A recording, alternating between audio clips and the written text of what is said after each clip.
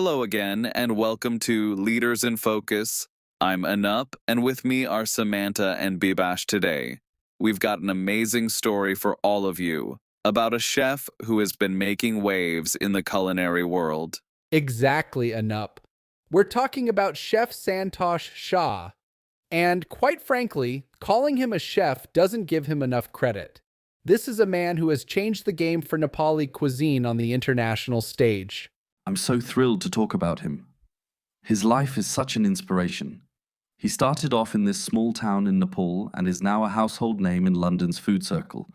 It's the same old tale of passion and fate, but with a culinary twist. Exactly. We selected him as the ideal individual to be showcased on the program because of his unorthodox leadership style. It's all about educating, nurturing, and motivating other individuals. He shows you that it is possible to live your dreams and not compromise your cultural identity. That's right. Today, then, we'll look at his path, what it is about him that makes him such a wonderful leader, and what we can all learn from him. Sound good? Let's do it. Oh, Let's do it. okay, let's set the stage. Santosh Shah was raised in a tiny village in Nepal, and his cooking began in his mother's backyard.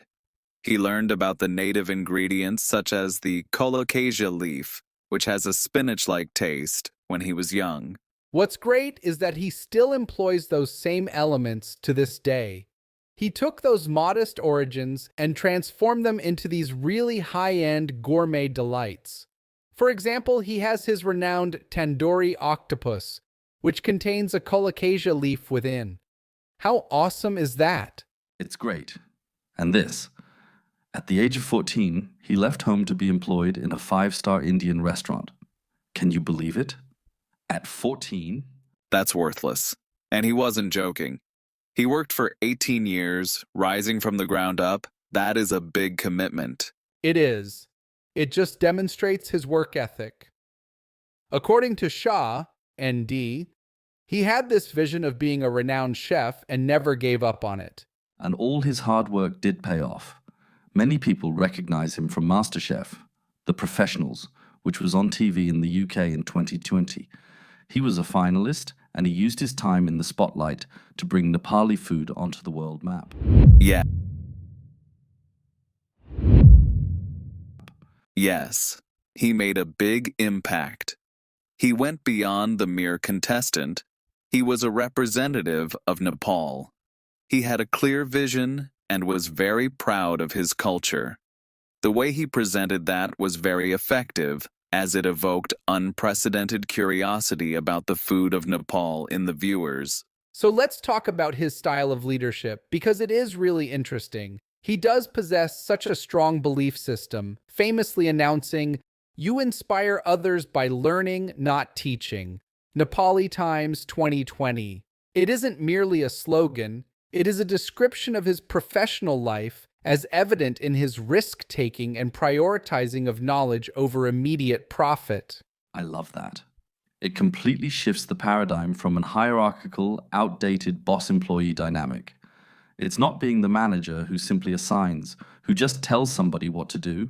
It's being a model, a student forever, and leading through example, showing the team what can be done by doing and committing to learning. It creates a culture of a state of constant improvement, where the chief learner is the leader. Precisely. And that is precisely in keeping with the tenets of transformational leadership. This is a proven theory in organizational psychology, where leaders inspire their followers with a compelling vision and encourage them to transcend self-interest for the sake of the organization, as TaylorFrancis.com, 2025, describe. Transformational leaders, as described by Seton and Koenig, 2015, operate on four elements: idealized influence, inspirational motivation, intellectual stimulation, and individualized consideration. And that is Santosh to a top. He lives that motivational inspiration. He has this huge aspirational dream of taking Nepali food to a Michelin star, which he specifically calls the Oscar equivalent for chefs, Nepali Times 2020. That is a large unifying aspiration. It gets everyone involved around him excited and motivated, and it makes a day-to-day kitchen chore a mission to elevate an entire national cuisine to the next level. His own tireless pursuit of perfection is the mental stimulation for his team, continuously pushing them to do better and be innovative. His own personal experience is a testament to this learning-first culture. The Nepali Times 2020 was quoted as saying that he was once working in a lower-paying job just for the opportunity to learn from a renowned French chef. This reflects how dedicated he is to his own learning, demonstrating to his crew members that learning is the greatest currency. Besides, his 7-year odyssey from being a dishwasher in India to becoming an executive chef at a 5-star hotel is testament to his focused nature and determination to become a master in his craft, something noted by Yogi 2020. That's incredible. And not just in terms of the vision. He's also a great example of authentic leadership. This is another key leadership theory which has been described by George et al. 2007 as leaders who are very aware of their own values, knowledge, and purpose, and who act in ways that are consistent with those core values. Authentic leaders are honest, moral, and transparent to themselves, and they develop trust and genuine connection with followers, which is extended further by Gardner et al. 2011. And you can completely see that with him. His whole brand, his whole mission is built around his personal story and his Nepali heritage. Yogi 2020 highlights the fact that he is so open and honest about where he originated from, a small village in Siraha district, and his humble beginnings as a dishwasher. This openness and vulnerability make people trust him implicitly. His commitment to showcasing Nepali food rather than being just a follower of international trends is a clear reflection of his inner values. It is not a publicity stunt. It is a firm enthusiasm. The Nepali Times 2020 confirms that his desire to put Nepali food on the global map is true. His approach, as per Magazine 2023, is more about striking a balance between innovation and convention, not mixing Nepali culture with other cultures, but highlighting its unique identity. Such a persistent identification with his roots supports his authenticity as a leader. And lastly, there is another style we can see in him: servant leadership. It can seem a bit paradoxical, yet Greenleaf, 1970, first proposed that it is all about serving the team and community first, the growth and welfare of which should come before that of the leader. Servant leaders will listen, are empathetic, healers, and committed to people's growth, as Spears, 2010, explains. Right. By learning continually himself, he sets an example for his team and, in a sense, satisfies their desire for professional development. He offers that sort of environment where individuals are free to learn and hone their abilities, which is one of the very early key principles of servant leadership. The Nepali Times 2020 says it's not about his personal achievement, it's about the team and the bigger picture of taking Nepali cuisine to the next level. He is doing this to allow his team members to be future culinary leaders so that the Nepali food legacy continues.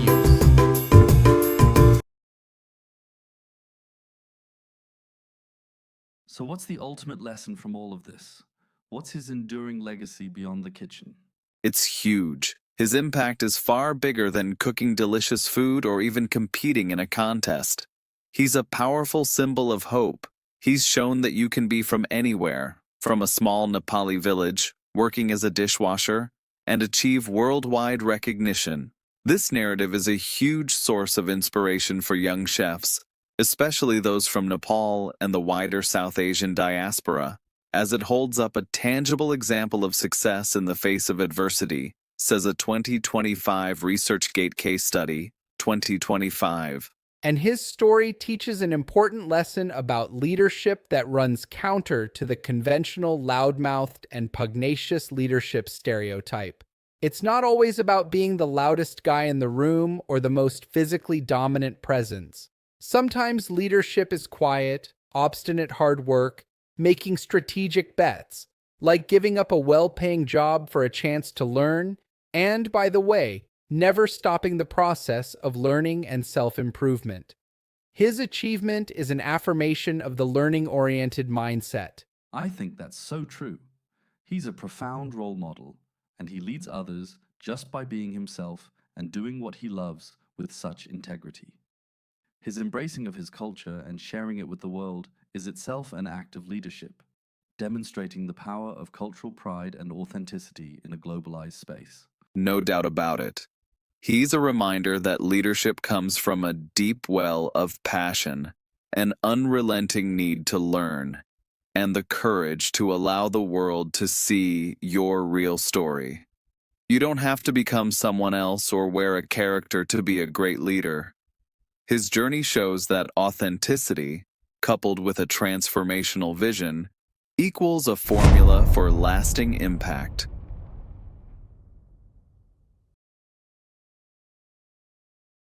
So, in short then, Chef Santosh Shah is just this incredible example of modern effective leadership. He's built a career on the foundations of hard work, a passion for his culture, and this tireless desire to learn. His journey is a masterclass in professional and personal development. And his leadership style is this amazing mixed blend of three powerful theories: transformational, driven by his Michelin star vision; authentic, by his Nepali heritage and his own life experience; and servant, by his focus on empowering his people by his own example. It's all about inspiring people by his own example and his commitment to a cause greater than himself. The big lessons here are clear and hold true anywhere. Always learn, never hesitated to take calculated risks towards development, and follow your passion as your guiding principle. His success proves that if you set off with such a strong combination of authenticity and vision, you can make a gigantic positive difference, no matter what your field is. Well said. And that's all for today on Leaders in Focus. We hope you're as intrigued by Chef Santosh Shah's story as we are. Thanks for listening, everyone. Join us next time for another in-depth look at the lives of great leaders.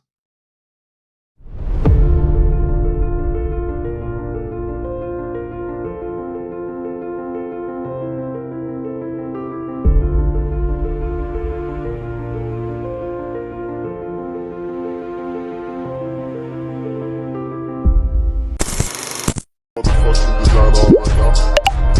Bring it down, bring it down, bring it down, bring it down.